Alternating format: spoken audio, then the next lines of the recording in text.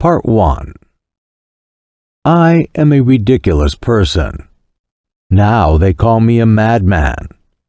That would be a promotion if it were not that I remain as ridiculous in their eyes as before.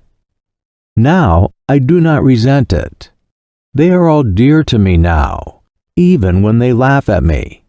And indeed, it is just then that they are particularly dear to me.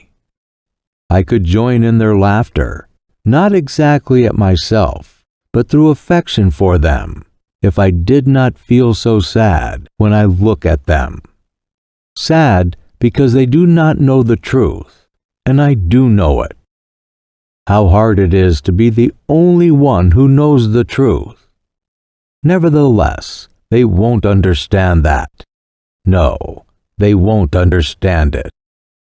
In old days, I used to be miserable at seeming ridiculous. Not seeming, but being. I have always been ridiculous, and I have known it perhaps from the hour I was born. Perhaps from the time I was 7 years old, I knew I was ridiculous. Even after I went to school and studied at the university, do you know, the more I learned, the more thoroughly I understood I was ridiculous. It seemed in the end as though all the sciences I studied at the university existed only to prove and make more evident to me, as I went more deeply into them, that I was ridiculous. It was the same with life as it was with science. With every year, the same consciousness of the ridiculous figure I cut in every relation grew and strengthened. Everyone always laughed at me. However, not one of them knew or guessed that if there were one man on earth who knew better than anybody else that I was absurd, it was myself. And what I resented most of all was that they did not know that. Yet, that was my own fault. I was so proud, nothing would have ever induced me to tell it to anyone. This pride grew in me with the years, and if it happened that I allowed myself to confess to anyone that I was ridiculous, I believe I would have blown my brains out the same evening. How I suffered in my early youth from the fear that I might give way and confess it to my schoolfellows. Since I grew to manhood, I have, for some unknown reason, become calmer, though I realize my awful characteristic more fully every year. I say unknown, for to this day I cannot tell why it was. Perhaps it was owing to the terrible misery growing in my soul, through something of more consequence than anything else about me. That something was the conviction that nothing in the world mattered. I had long an inkling of it, but the full realization came suddenly last year.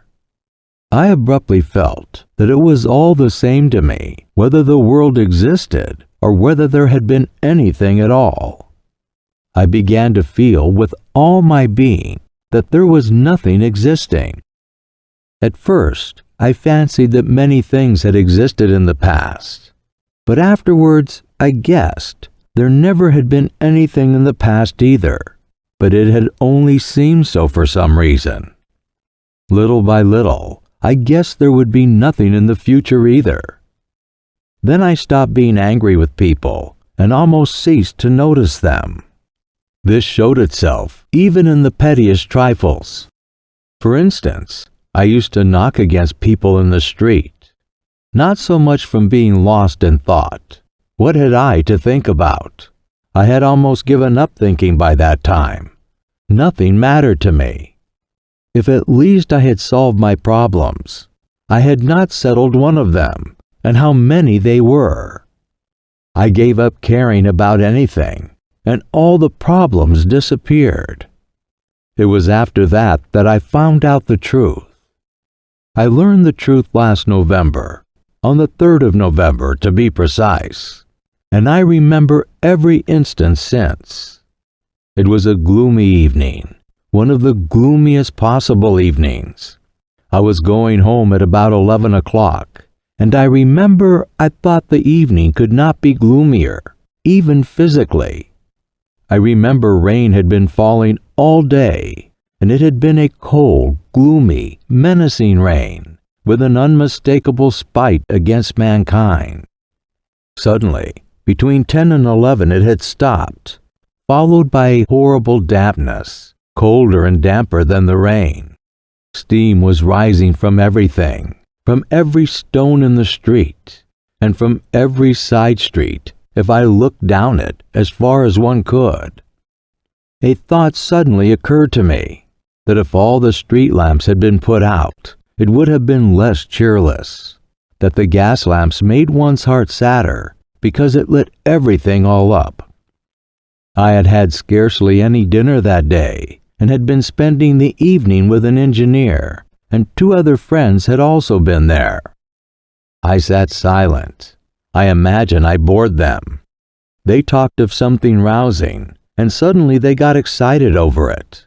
However, they did not really care. I could see that, and only made a show of being excited. I suddenly said as much to them. "My friends," I said, "you really do not care one way or the other." They were not offended, but they all laughed at me. That was because I spoke without any note of reproach, simply because it did not matter to me. They saw it did not, and it amused them. As I was thinking about the gas lamps in the street, I looked up at the sky. The sky was horribly dark, but one could distinctly see tattered clouds, and between them, fathomless black patches. Suddenly, I noticed in one of those patches a star, and began watching it intently. That was because that star gave me an idea. I decided to kill myself that night. I had firmly determined to do so 2 months before, and poor as I was, I bought a superb revolver that very day and loaded it. Nevertheless, 2 months had passed, and it was still lying in my drawer. I was so utterly indifferent that I wanted to seize a moment when I would not be so indifferent. Why, I don't know. For 2 months, every night that I came home, I thought I would shoot myself. I kept waiting for the right moment. Now, this star gave me a thought. I made up my mind that it should certainly be that night. Why the star gave me the thought, I don't know. Just as I was looking at the sky, this little girl took me by the elbow. The street was empty, and there was scarcely anyone to be seen. A cabman was sleeping in the distance in his cab. It was a child of 8, with a kerchief on her head, wearing nothing but a wretched little dress, all soaked with rain. But I noticed particularly her wet broken shoes, and I recall them now. They caught my eye particularly. She suddenly pulled me by the elbow and called me. She was not weeping, but was spasmodically crying out some words, which she could not utter properly, because she was shivering and shuddering all over. She was in terror about something, and kept crying, "Mommy, Mommy." I turned facing her. I did not say a word, and went on. But she ran, pulling at me, and there was that note in her voice, which in frightened children means despair. I know that sound. Though she did not articulate the words, I understood that her mother was dying, or that something of the sort was happening to them, and that she had run out to call someone, to find something to help her mother. I did not go with her. On the contrary, I had an impulse to drive her away. I told her first to go to a policeman, but clasping her hands, she ran beside me, sobbing and gasping, and would not leave me. Then I stamped my foot and shouted at her. She called out, "Sir, sir," but suddenly abandoned me and rushed headlong across the road. Some other passer-by appeared there, and she evidently flew from me to him. I mounted up to my 5th story. I had a room in a flat where there are other lodgers. My room is small and poor. with a garret window in the shape of a semicircle. I have a sofa covered with American leather, a table with books on it, 2 chairs, and a comfortable armchair, as old can be, but of the good old-fashioned shape. I sat down, lighted the candle, and began thinking. In the room next to mine, through the partition wall, a perfect bedlam was going on. It had been going on for the last 3 days. A retired captain lived there, and he had half a dozen visitors, gentlemen of doubtful reputation, drinking vodka and playing solitaire with old cards. The night before, there had been a fight, and I know that 2 of them had been for a long time engaged in dragging each other about the hair. The landlady wanted to complain, but she was in abject terror of the captain. There was only one other lodger in the flat, a thin little regimental lady on a visit to Petersburg with 3 little children who had been taken ill since they came into the lodgings. Both she and her children were in mortal fear of the captain and lay trembling and crossing themselves all night, and the youngest child had a sort of fit from fright. That captain, I know for a fact, sometimes stops people in the Nevsky projects and begs. They won't take him into the service, but strange to say, that's why I'm telling this. All this month that the captain had been here, his behavior has caused me no annoyance. Of course, I have tried to avoid his acquaintance from the very beginning, and he too was bored with me from the first. Yet, I never care how much they shout on the other side of the partition, or how many of them there are in there. I sit up all night and forget them so completely that I do not even hear them. I stay awake till daybreak, and have been going on like that for the past year. I sit up all night in my armchair at the table, doing nothing. I only read by day. I sit. I don't even think. Ideas of a sort wander through my mind, and I let them come and go as they will. A whole candle is burnt every night. I sat quietly down at the table, took out the revolver, and put it down before me. When I had put it down, I asked myself, I remember, is that so? And answered with complete conviction, it is. That is, I shall shoot myself. I knew that I should shoot myself that night for certain, but how much longer I should go on sitting at the table, I did not know. No doubt, I should have shot myself if it had not been for that little girl. The end of Part 1. Please continue to Part 2.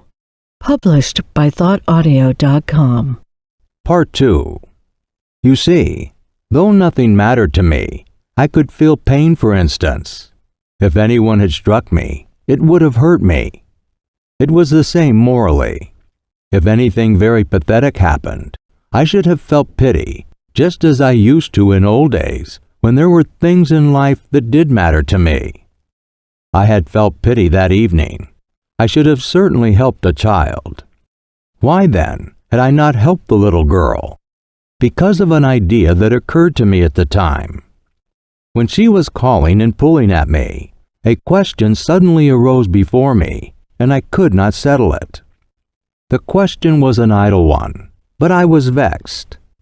I was vexed at the reflection that if I were going to make an end of myself that night, nothing in life ought to have mattered to me.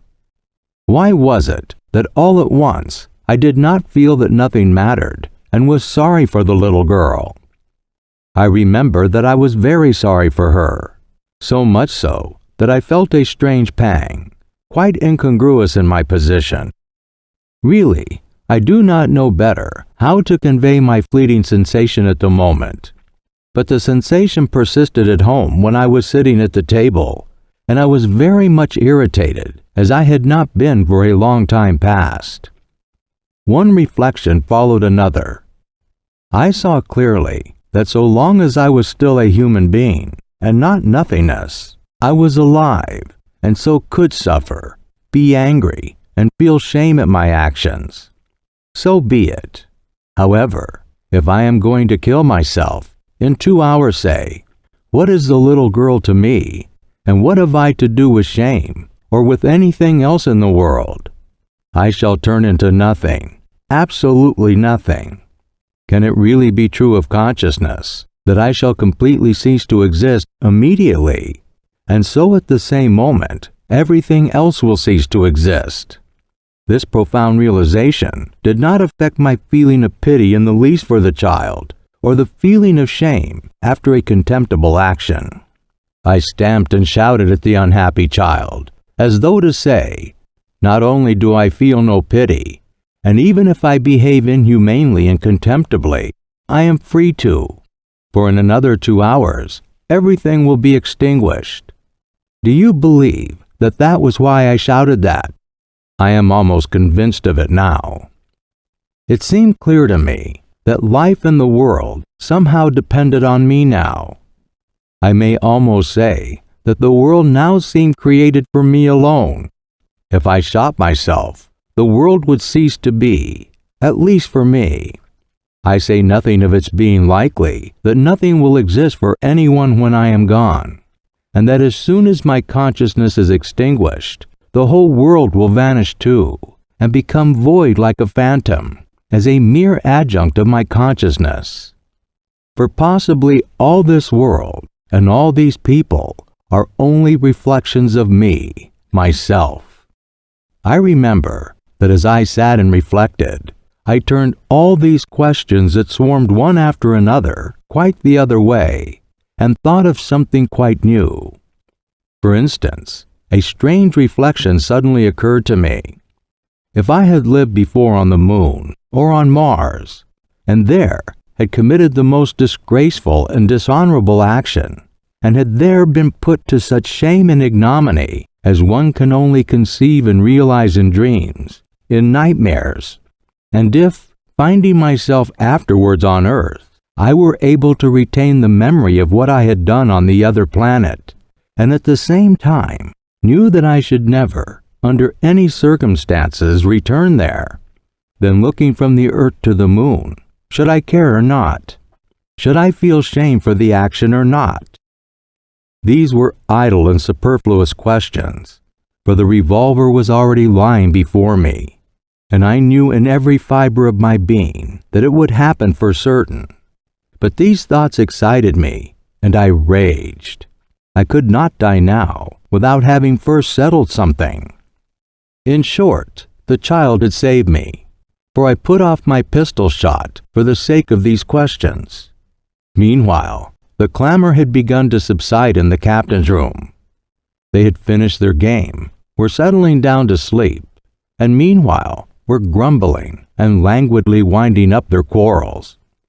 At that point, I suddenly fell asleep in my chair at the table, a thing which had never happened to me before. I dropped asleep quite unaware. Dreams, as we all know, are very queer things. Some parts are presented with appalling vividness, with details worked up with the elaborate finish of jewelry, while others one gallops through without noticing them at all, as for instance through space and time. Dreams seem to be spurred on, not by reason, but by desire, not by the head, but by the heart. And yet, what complicated tricks my reason has played sometimes in dreams. What utterly incomprehensible things happen to it. My brother died 5 years ago, for instance. I sometimes dream of him. He takes part in my affairs. We are very much interested. And yet all through my dream, I quite know and remember that my brother is dead and buried. How is it that I am not surprised that though he is dead, he is here beside me and working with me? Why is it that my reason fully accepts it? Enough. I will begin to recount my dream. Yes, I dreamed a dream, my dream of the 3rd of November. They tease me now, telling me it was only a dream. Does it matter whether it was a dream or reality, if the dream made known to me the truth?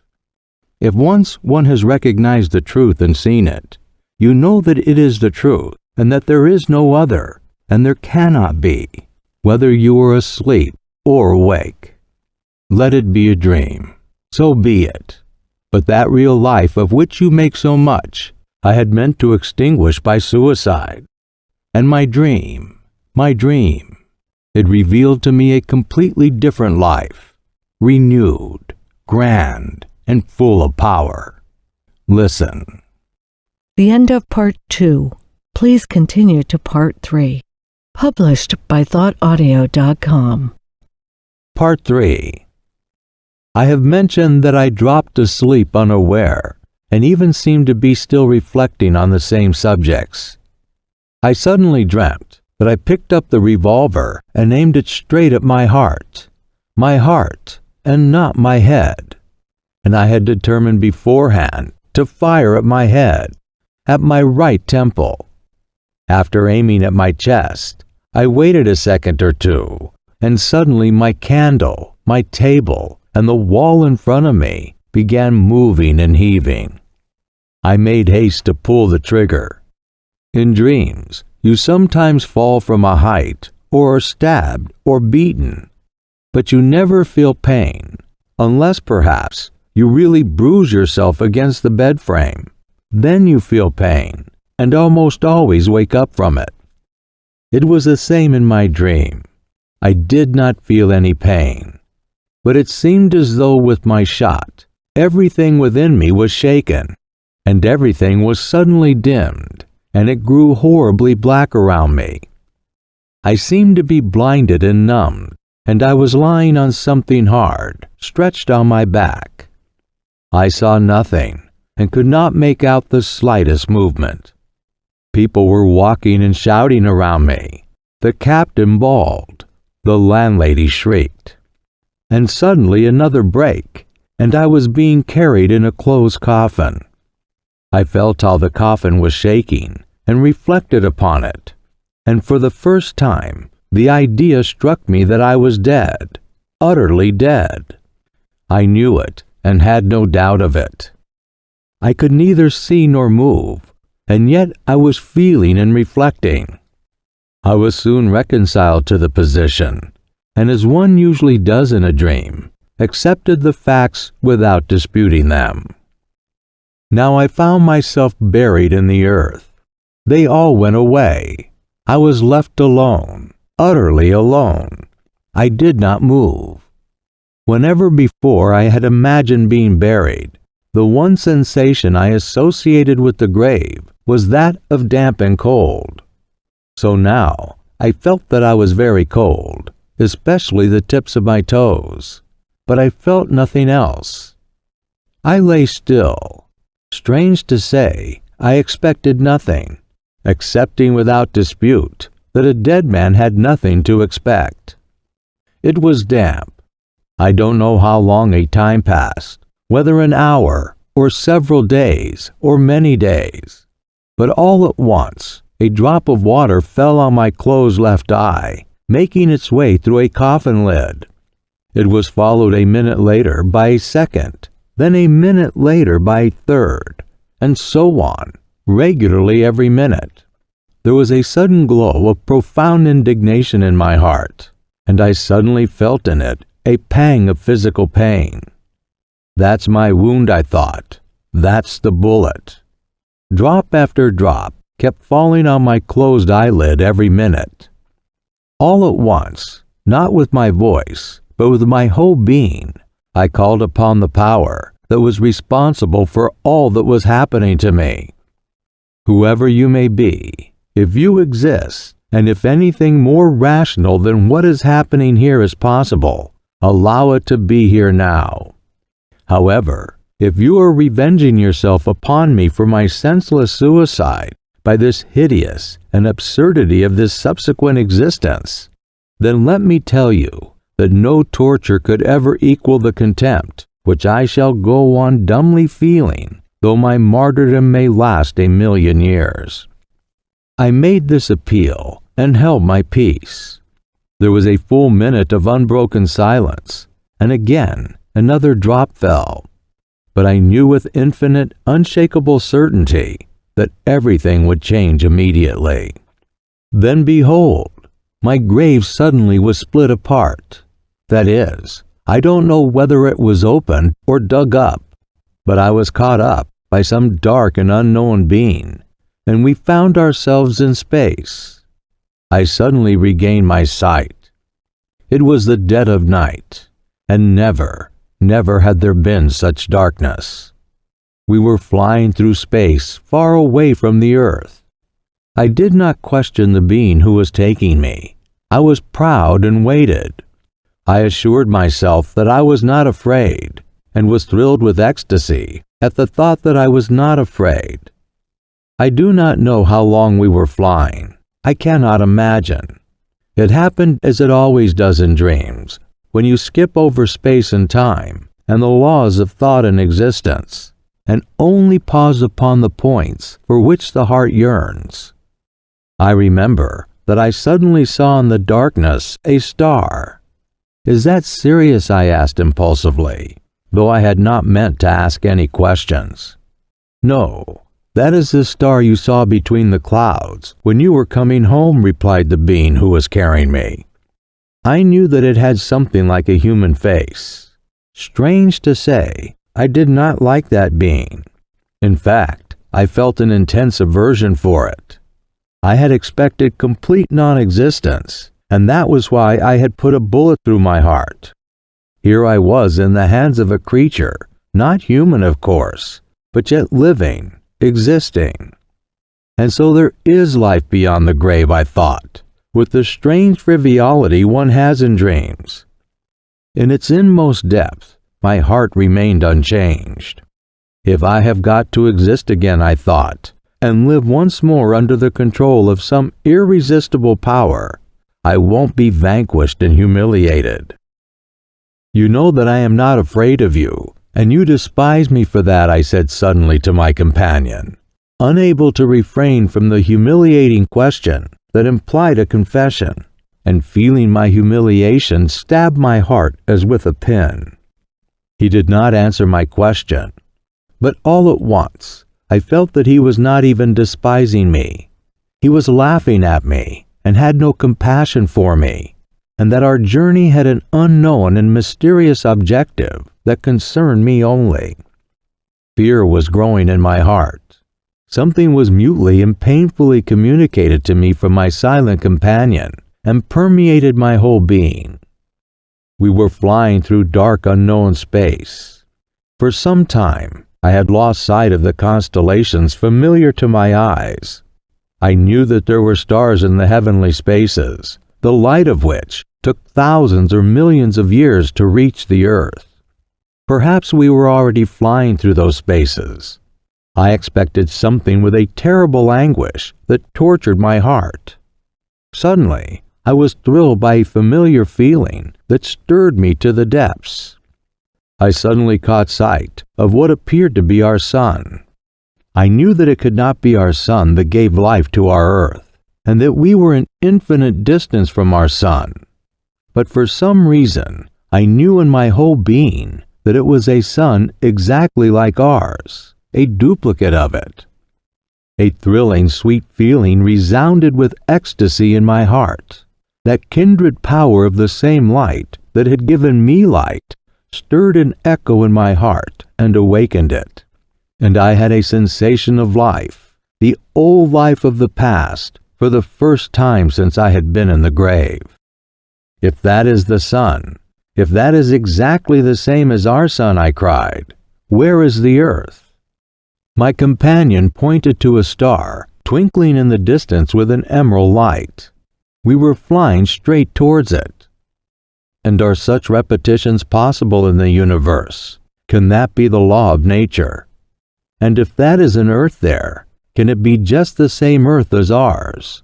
Just the same, as poor, as unhappy, but precious and beloved forever, arousing in the most ungrateful of her children the same poignant love for her that we feel on our earth? I cried out, shaken by irresistible, ecstatic love for the old familiar earth that I had left. The image of the poor child whom I had repulsed flashed through my mind. "You shall see it all," answered my companion, and there was a note of sorrow in his voice. We were rapidly approaching the planet. It was growing before my eyes. I could already distinguish the ocean, the outline of Europe, and suddenly a feeling of a great and holy jealousy glowed in my heart. How can it be repeated, and for what reason? I love, and can only love that earth which I have left, stained by my blood, when in my ingratitude I quenched my life with a bullet in my heart. I have never ceased to love that earth, and perhaps on the very night I parted from it, I loved it more than ever. Is there suffering upon this new earth? On our earth, we can only love with suffering, and through suffering. We cannot love otherwise, and we know of no other sort of love. I want suffering in order to love.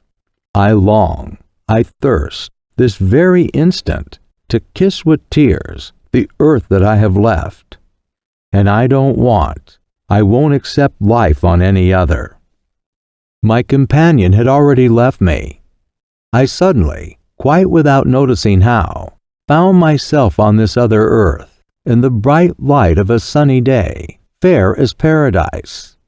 I believe I was standing on one of the islands that make up on our globe the Greek archipelago, or on the coast of the mainland facing that archipelago.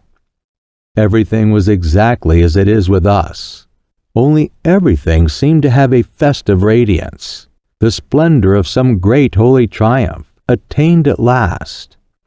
The caressing sea, green as emerald, splashed softly upon the shore and kissed it with manifest, almost conscious love. The tall, lovely trees stood in all the glory of their blossom, and their innumerable leaves greeted me, I am certain, with their soft, caressing rustle, and seemed to articulate words of love. The grass glowed with bright and fragrant flowers. Birds were flying in flocks in the air, and perched fearlessly on my shoulders and arms, and joyfully struck me with their darling fluttering wings.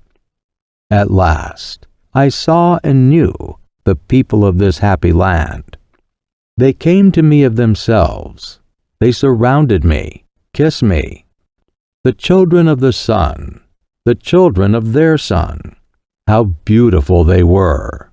Never had I seen on our earth such beauty in mankind. Only perhaps in our children, in their earliest years, one might find some remote, faint reflection of this beauty. The eyes of these happy people shone with a clear brightness. Their faces were radiant with the light of reason and fullness of a serenity that comes of perfect understanding. But those faces were joyous. In their words and voices there was a note of childlike joy. From the first moment, from the first glance at them, I understood it all. It was the earth untarnished by the fall. On it lived people who had not sinned. They lived in a paradise, according to all legends of mankind, just as our first parents lived before they sinned. The only difference was that all this earth was the same paradise. These people, laughing joyfully, thronged round me and caressed me. They took me home with them, and each of them tried to reassure me. They asked me no questions, but they seemed, I fancied, knowing everything without asking, and they wanted to make haste and smooth away the signs of suffering from my face. The end of Part 3. Please continue to Part 4. Published by ThoughtAudio.com. Part 4. Do you know what? Well, granted that it was only a dream, yet the sensation of love of those innocent and beautiful people has remained with me forever, and I feel as though their love is still flowing out to me from over there. I have seen them myself, have known them, and been convinced. I love them. I yearn for them afterwards. I understood at once, even at the time, that in many things I could not understand them at all, and as an up-to-date Russian progressive and contemptible Petersburger, it struck me as inexplicable that knowing so much, they had, for instance, no science like ours. I soon realized that their knowledge was gained and fostered by intuitions different from those of us on Earth, and that their aspirations too were quite different. They desired nothing and were at peace. They did not aspire to knowledge of life as we aspire to understand it, because their lives were full. Their knowledge was higher and deeper than ours. For our science seeks to explain what life is, aims to understand it in order to teach others how to live. Well, they without science knew how to live, and that I understood, but I could not understand their knowledge. They showed me their trees, and I could not understand the intense love with which they looked at them. It was as though they were talking with creatures like themselves. Perhaps I shall not be mistaken if I say that they conversed with them. Yes, they had found their language, and I am convinced that the trees understood them. They looked at all nature like that, at the animals that lived in peace with them and did not attack them, but loved them, conquered by their love. They pointed to the stars and told me something about them that I could not understand, but I am convinced that they were somehow in touch with the stars, not only in thought, but also by some living channel. These people did not persist in trying to make me understand them. They loved me without that. But I knew that they would never understand me, and so I hardly spoke to them about our earth. I silently cherished the earth on which they lived, and quietly worshipped them as a people deserving of reverence. They saw that in me, and allowed me to worship them without being abashed at my adoration, for they abounded with love.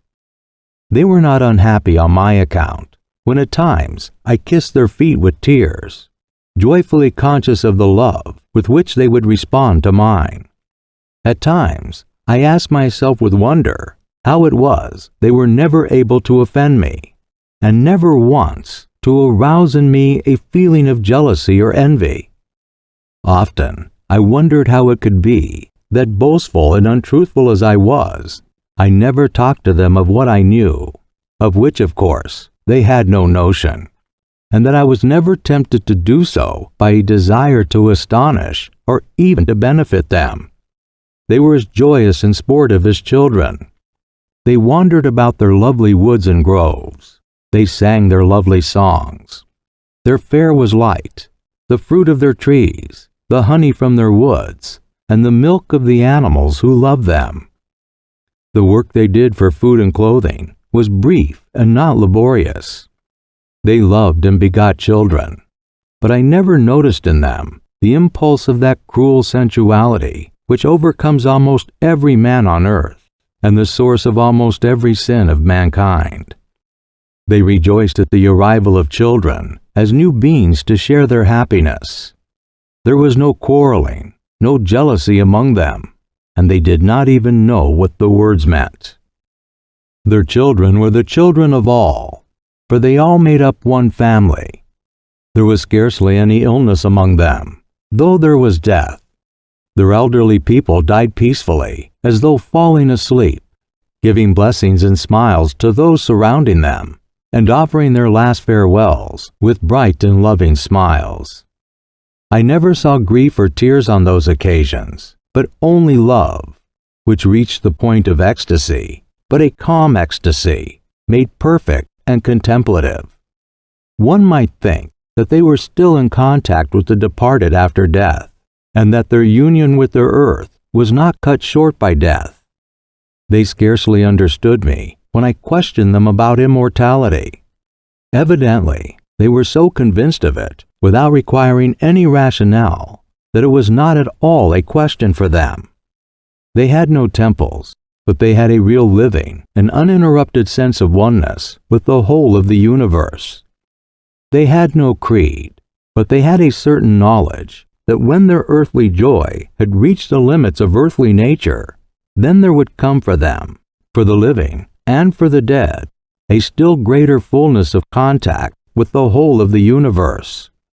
They look forward to that moment with joy, but without haste, not pining for it, but seeming to have a foretaste of it in their hearts, of which they talk to one another. In the evening before going to sleep, they like singing in musical and harmonious chorus.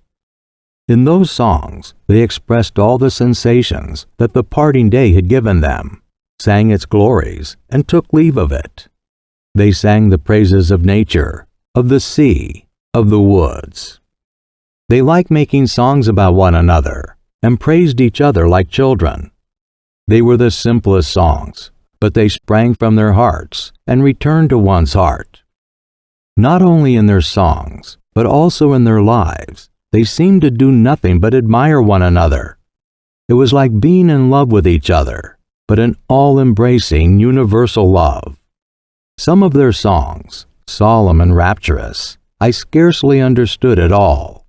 Though I understood the words, I could never fathom their full significance.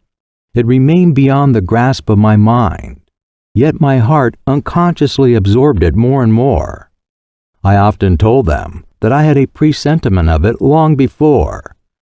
This joy and glory came to me on our earth in the form of a yearning melancholy that at times approached insufferable sorrow.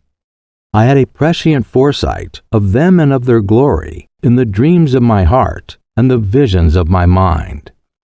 I told them that often on our earth I could not look at the setting sun without tears, that in my hatred for the men of our earth there was always a yearning anguish. Why could I not hate them without loving them? Why could I not help forgiving them? In my love for them there was a yearning grief. Why could I not love them without hating them? They listened to me, and I saw they could not conceive what I was saying. But I did not regret that I had spoken to them of it. I knew that they understood the intensity of my yearning anguish over those whom I had left. But when they looked at me with their sweet eyes full of love, when I felt that in their presence, my heart too became as innocent and just as theirs. The feeling of the fullness of life took my breath away, and I worshipped them in silence. Everyone laughs in my face now, and assures me that one cannot dream of such details as I am telling now, that I only dreamed or felt sensations that arose in my heart in delirium and made up the details myself when I woke up. When I told them that perhaps my dreams were real, my God, how they shouted with laughter in my face, and what mirth I caused. Yes, of course, I was overcome by the mere sensation of my dream, and that was all that was preserved in my cruelly wounded heart. However, the actual forms and images of my dream, that is, the very ones I saw at the very time of my dream, were filled with such harmony, were so lovely and enchanting, and were so real, that on awakening, I was incapable of clothing them in our poor language. As a result, specifics were bound to become blurred in my mind. Perhaps I truly was forced to make up details afterwards, to distort them in my passionate desire to convey at least some of them as quickly as I could. On the other hand, how can I help believing that it was all true? It was perhaps 1,000 times brighter, happier, and more joyful than I describe it. Granted, I dreamed it, yet it must have been real. You know, I will tell you a secret. Perhaps it was not a dream at all, for then something awful happened, something so horrible that it could not have been imagined in a dream. My heart may have originated the dream, but would my heart alone have been capable of originating the awful event that happened to me afterwards? How could I alone have invented it or imagined it in my dream?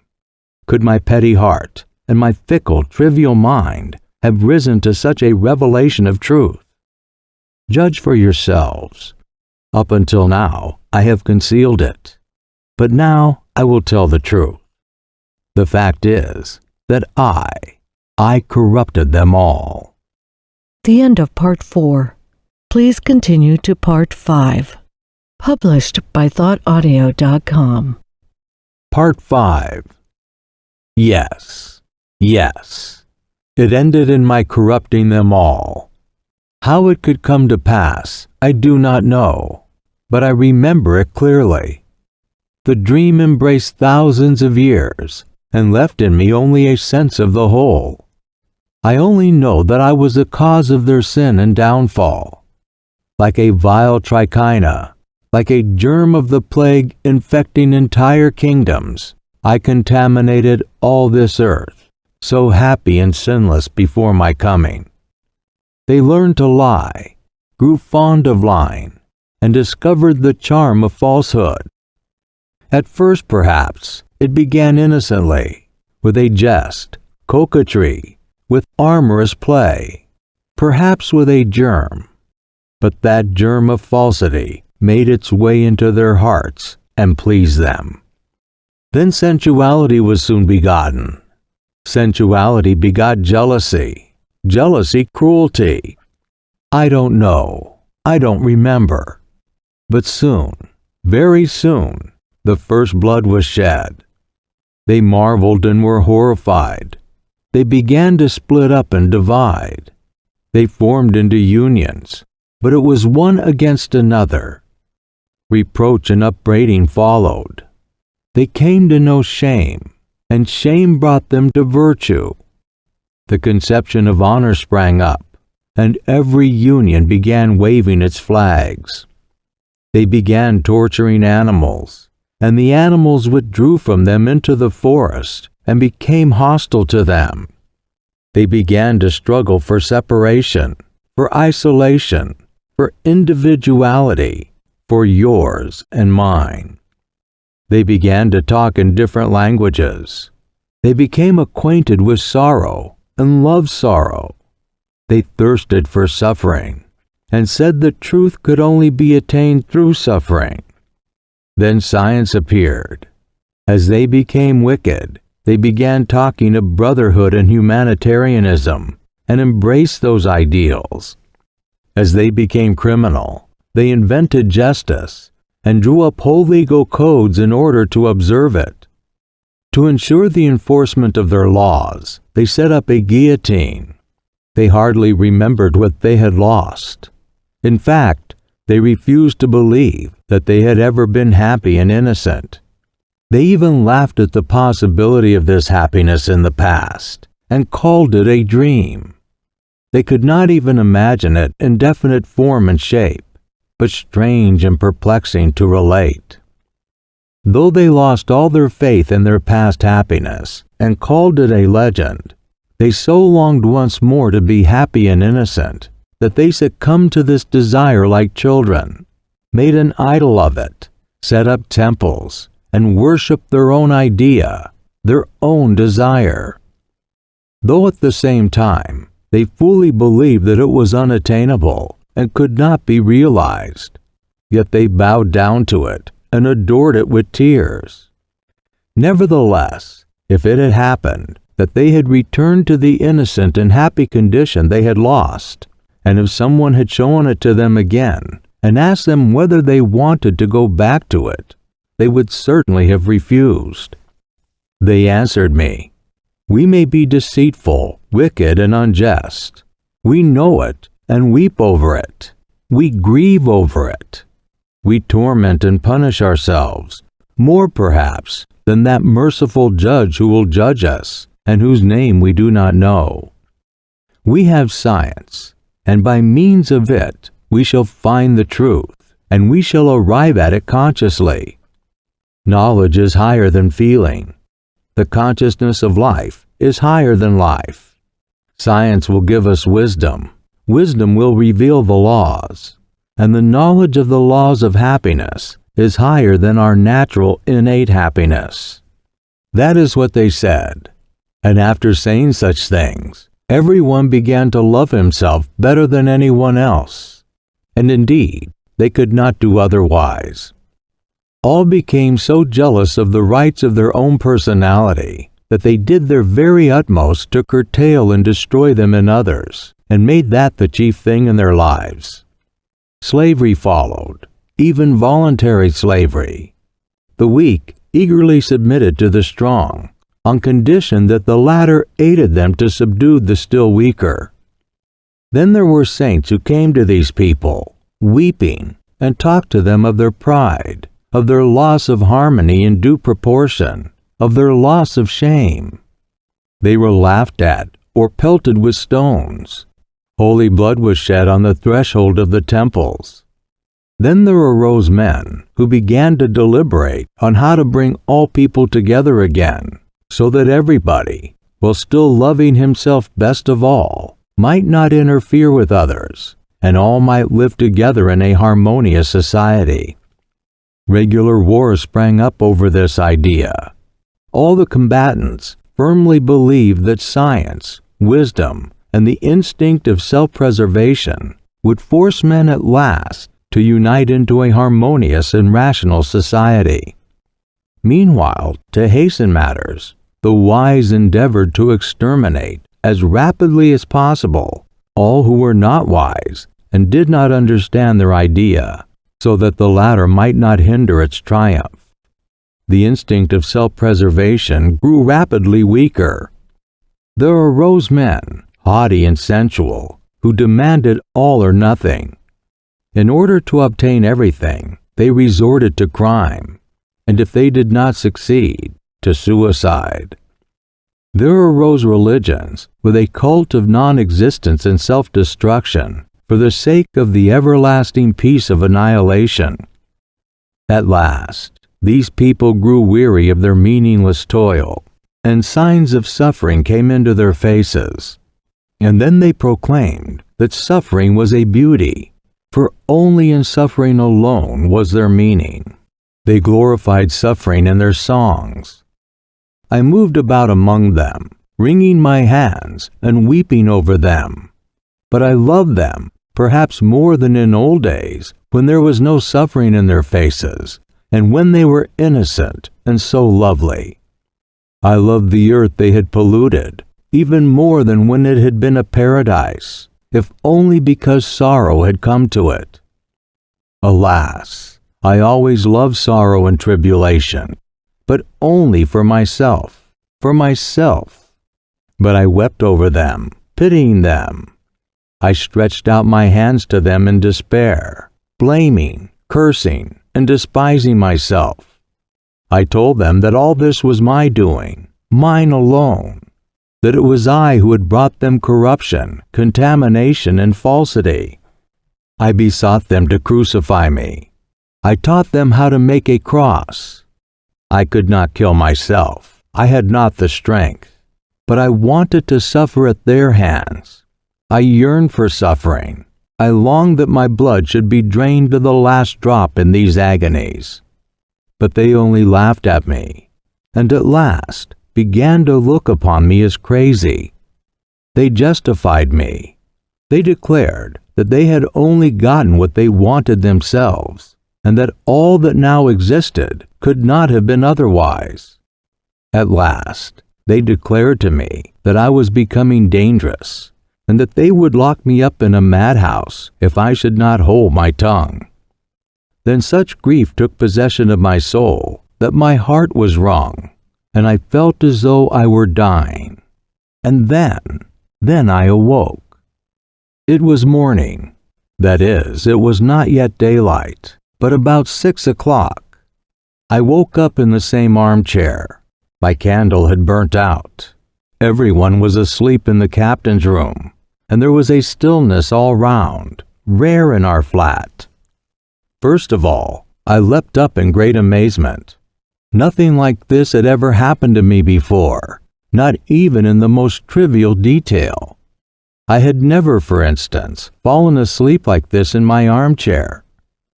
While I was standing and coming to myself, I suddenly caught sight of my revolver lying loaded, ready, but instantly I thrust it away. Now I wanted life.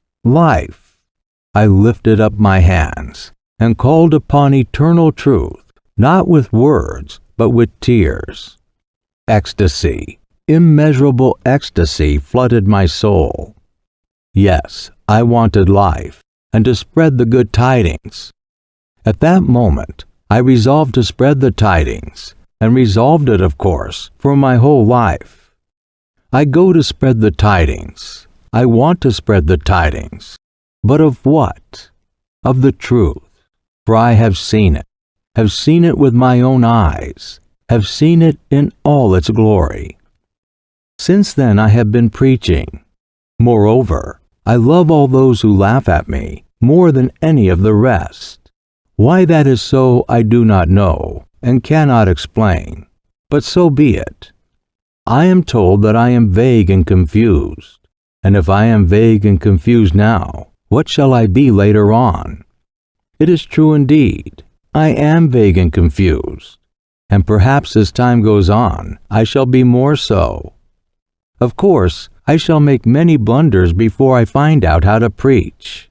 That is, find out what words to say, what things to do, because it is a very difficult task. I see all that as clear as daylight.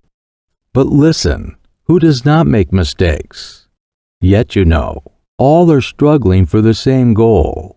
All are striving in the same direction anyway, from the sage to the lowest robber, only by different roads. It is an old truth, but this is what is new. I cannot go far wrong, for I have seen the truth. I have seen, and I know that people can be beautiful and happy without losing the power of living on earth. I will not and cannot believe that evil is the normal condition of mankind. It is just this faith of mine that they laugh at. How can I help believing it?